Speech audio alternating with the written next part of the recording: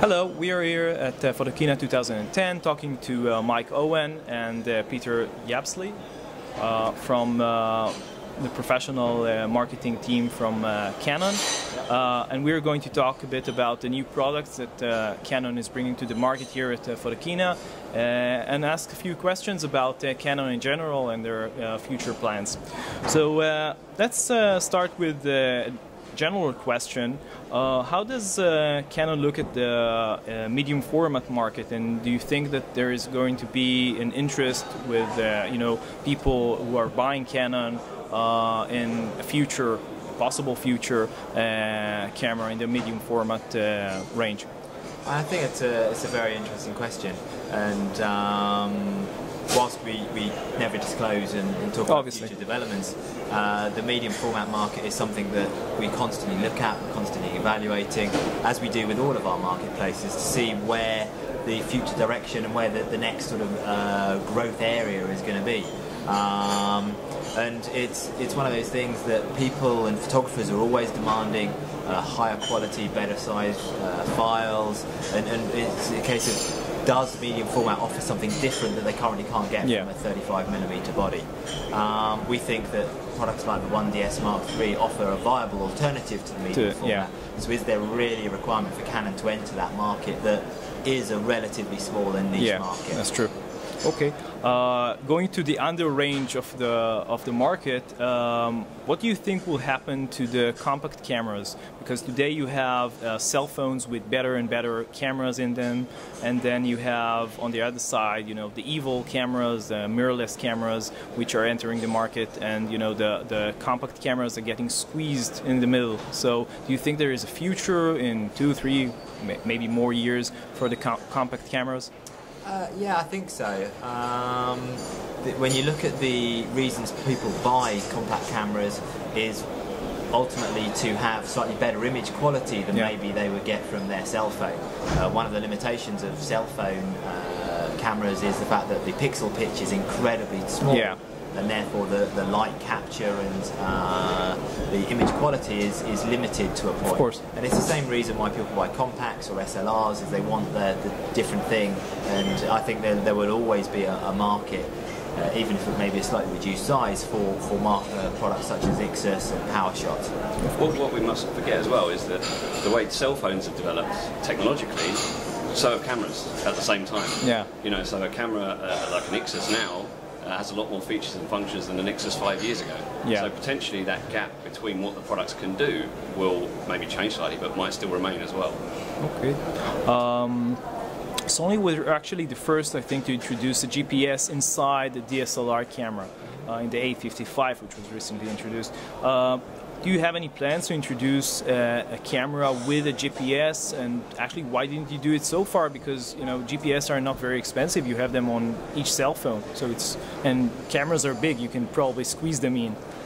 I think if you look at the uptake of GPS, it's still relatively small. It's still a relatively niche market. And every time we add in a new feature or a new function, it's going to add to the cost product, and that's something we're constantly aware of, is making sure we find the balance between image quality and cost. And if we're putting in more and more of these features, we have to ask ourselves a question every time: is it what the consumer wants? And at the moment, GPS take-up is still relatively low amongst the photographic industry. Okay. What about Wi-Fi? You have an external Wi-Fi systems for some of your reflex cameras. Do you think about integrating them into the next round of cameras? It's always possible. I mean, we have had in the past an Ixus with built-in Wi-Fi device. We work very closely with companies such as iFi to ensure that we have fully compatible products, whether it's a video products, a DSC or an SLR, that works with that sort of type and generation of product. Whether it gets included in the camera, again, it's one of those issues of a cost versus benefit. Obviously. And are we actually going to add value to the consumer? Okay. Here is an maybe different take of this wireless thing. What about integrating 3G inside reflex cameras? Now, this might sound a bit strange because you don't want to take your 60D and turn it into a cell phone, obviously, but you might be able, if you're a photojournalist or a wedding photographer or something of that sort, to basically transmit in real time your images into the magazine or into the web and store them there. So even if you don't have Wi-Fi on that spot, and you don't have obviously Wi-Fi in a lot of places. So what does Canon think about this option? And Canon is primarily an optical company. Yeah. That's our heritage, that's our history, that's where we come from. We've been making cameras and lenses for 70 years. We're not a mobile phone provider, but we again work with manufacturers who make third-party devices, and we make our SDKs available to a wide range of companies that do generate 3G devices that allow the compatibility to the wider audience. So we like to specialise on our area, which is cameras, optics, and that technology. And again, we have to look at the benefit of adding any new feature to the camera.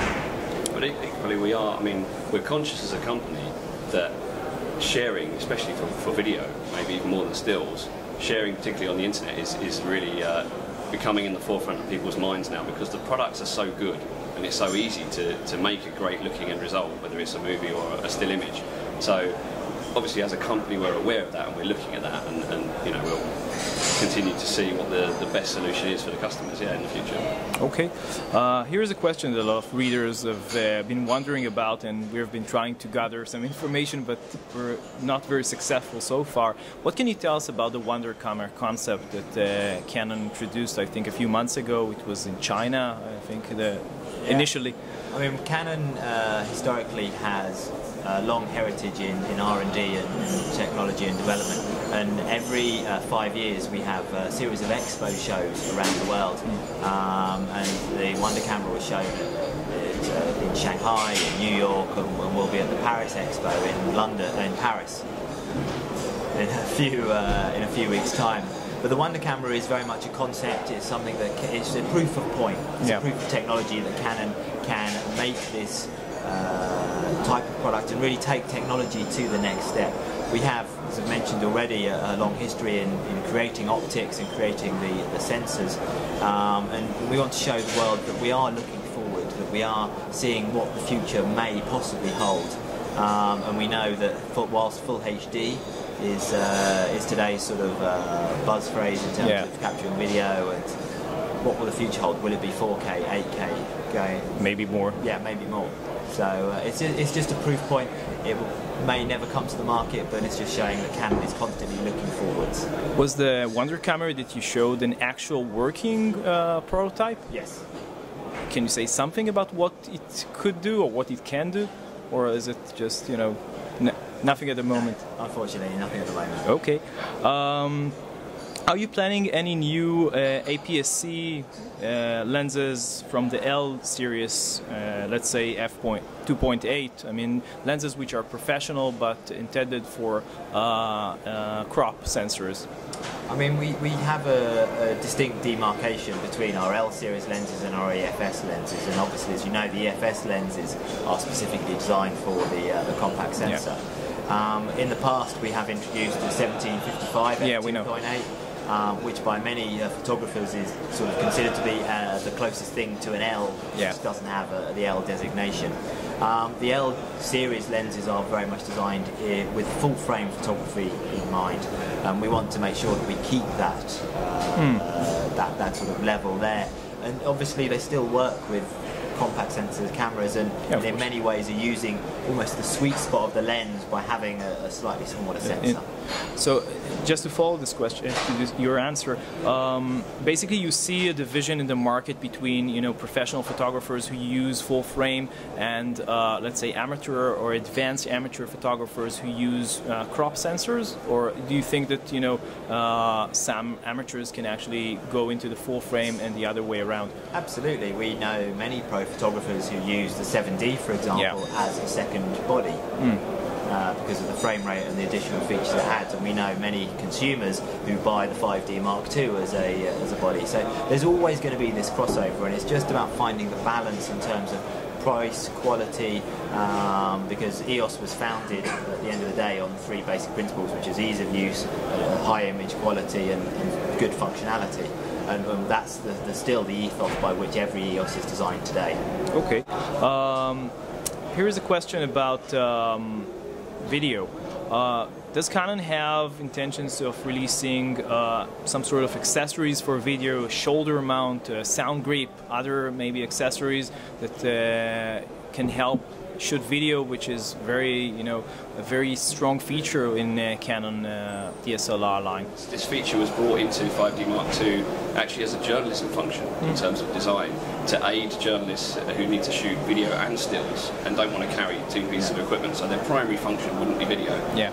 And then of course what we saw was that a lot of other people, maybe that we didn't expect, saw a possibility in this feature and really ran with it. And that's created this whole industry almost of SLR movie-related products.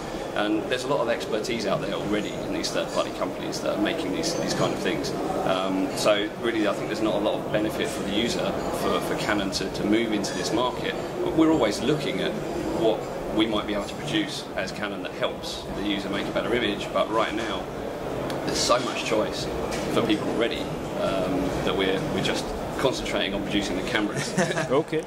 How does Canon look at the whole mirrorless scene, which is now growing very rapidly in all of the industry, the camera industry in general? It's interesting you say growing. I mean, I think the acceptance of mirrorless cameras varies widely, region by region. And yeah, Japan is very strong. It's very, very strong. In the UK, it's growing, but in the rest of Europe, it's still quite a small niche market. And Canon will study the rationale as to why people may be looking at mirrorless cameras. Is it size? Is it form factor? Is there additional functionality that they're getting from a mirrorless camera they're not able to get from an EOS or a standard compact camera? Compact camera. Yeah. So I think Canon at the moment has a great range of products, whether it's the G12 or the 1000D, that really cross over into the consumer's mind, and we have to study why people are actually accepting. Is it market hype or is it an actual user requirement? So we will study, we will look, and we've said outwardly that we will look at this, and we're also looking at how we can maybe make the EOS system and those cameras smaller and more compact for the user to use. Okay. One final question, just a technical one. Why is there a limitation on the length of videos that are taken in, let's say, the 5D Mark II or other video cameras from Canon, probably other manufacturers?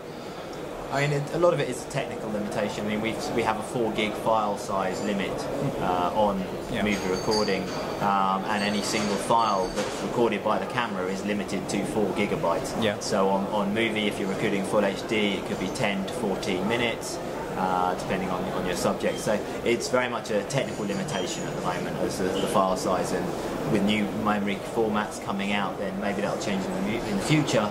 But as of today, it's just a technical problem. Yeah. Okay. Thank you very much. No problem. Thank you very much.